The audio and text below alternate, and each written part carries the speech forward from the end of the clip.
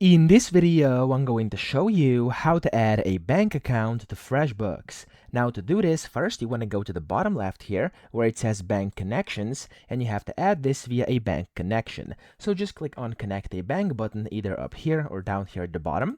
And when you do so, click on Let's Go. Now over here, it's going to take you to a separate page where you'll basically be able to connect your account. So here, it's going to say FreshBooks uses Plaid, and to connect your bank account and access the following data, you basically have to see what you are doing over here. Click on Continue. And then here you'll basically have to search for your bank. So for example, I'm just going to do like Revolut over here.